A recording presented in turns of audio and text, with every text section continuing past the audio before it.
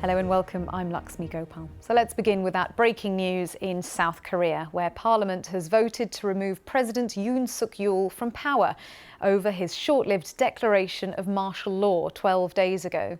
Yoon will be suspended immediately from office and the Prime Minister will become the acting president. It follows an earlier impeachment vote last week that failed, you may remember. Well, here was the moment the results of the impeachment vote was announced. 204 in favor out of 300. Against is 85. And I announce it has passed. Well, these were the jubilant scenes as tens of thousands of protesters who had gathered outside the National Assembly received the news. And we can show you some live scenes now of the protesters still there in the aftermath of receiving that news. As you can see, yes, celebratory scenes there. People have been singing Into the New World by the K-pop group Girls' Generation as fireworks broke out overhead. And as you can see, they continue to stay in place in reaction to the news of the impeachment. Well, let's speak now to my colleague Laura Bicker, who for many years was our Seoul correspondent and is watching events from Beijing, where she is. Laura, first of all, you can see the reaction from the protesters there. This is a really significant moment for them, isn't it? Huge moment. For the last 12 days, South Korea has been in political turmoil. They watched in horror as on that Tuesday night, late at night, President Yoon declared martial law. Now that sent chills through a country that had for decades fought authoritarian rule. For many of the young people on the streets that you are seeing partying now, their parents, their grandparents fought for democracy. Some of them died for democracy. And here they are once again defending it on the streets. And that is how they see it. Those parties will continue well into the night. Now, when it came to this impeachment vote last week, the opposition party tried to push towards impeachment, but President Yoon's own party, the ruling party, boycotted the vote. There was huge disappointment.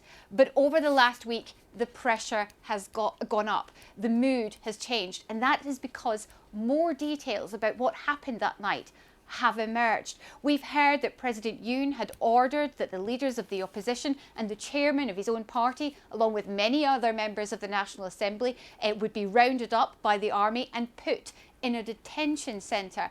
President Yoon himself stayed quiet most of the week and then made an impassioned plea on Thursday saying he would fight until the end. It became increasingly clear to his own party that he would not step down, that he would not resign, and that he would have to be impeached. And that is what has led to this vote in the last hour. And Laura, people listening to what you've been saying may well wonder, what on earth was Yoon thinking? Because surely this was a gamble that was set to fail. This was a huge political gamble. Look, the question that we've been trying to answer since he declared martial law is, what on earth was he thinking? I think you have to look at where President Yoon comes from. He was not a politician, he was a prosecutor, and he rose to prominence by prosecuting two former presidents. And then he won an election, but only just. It was by less than 1%, about 0.7, 0.8%. So he didn't really have the kind of power that he hoped for right from the start. He struggled with the opposition party and he struggled within his own party to get anything done. Increasingly isolated, he has felt and certainly seems to have been listening to conspiracy theories about rigged elections, and also he feels that he's up against constant forces that he believes are pro-North Korean voices, and he believes that the only way to get rid of those voices was to declare martial law. That was certainly his defence. So it gives you an insight into what he was thinking. It has to be said that there is absolutely no evidence for those claims whatsoever. Even his own party do not agree with him when it comes to those claims about rigged elections and pro-communist forces. So that is what perhaps he was thinking. Now he will no longer be president. He will be stripped of his powers. It will go to the Prime Minister, and the next steps are that this decision has to be ratified and reviewed by the Constitutional Court. If the court decides, and this could take many months, if the court decides that it is constitutional, then another presidential election will be called.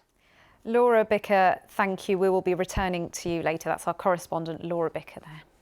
Well, let's speak now to Malena Jensen, who's East Asia analyst and journalist at Weekend Avisen. Thank you for joining us, Malena. So we've been hearing about the fact that his own ruling party had concerns about Yoon's behaviour and what came to light.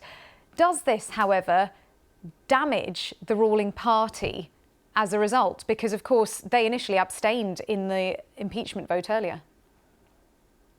I do believe that the ruling party, the People's Power Party, they will suffer some kind of loss due to this. It's highly likely that next time there will be an election in South Korea, the Democratic Party will get the president post. However, it's also worth noting that the People's Power Party have a history with presidents who are put in front of, put to jail and put in front of these prosecutions.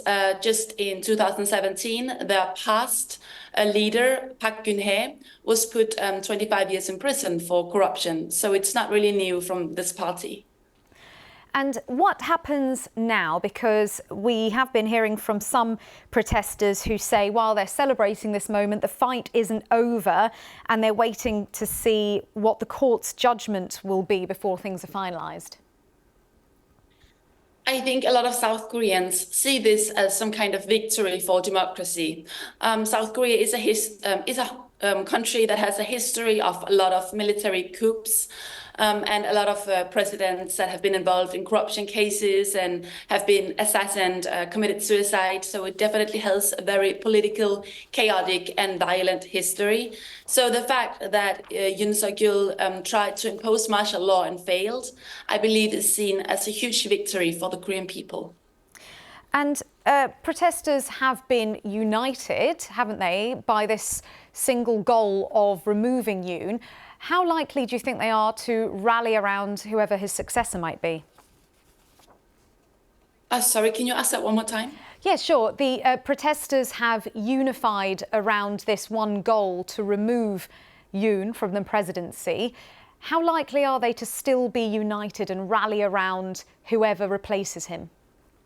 I think that's very difficult to say. The South Korean population is not really known to be that unified at all. If you look at South Korea, there are a lot of issues right now, and it's very polarized in the debate about, for example, LGBT plus, about gender equality, equality in work. We have a lot of seniors who are very poor and have bad working conditions. So South Korea is not really known to be a unified country at all. So I think it's unlikely that the population will now just vote in a next president whom they will be completely satisfied with or completely opposed to. I think it will be very divided. Malena Jensen, thank you for your analysis there. That's Malena Jensen from Weekend Avisen.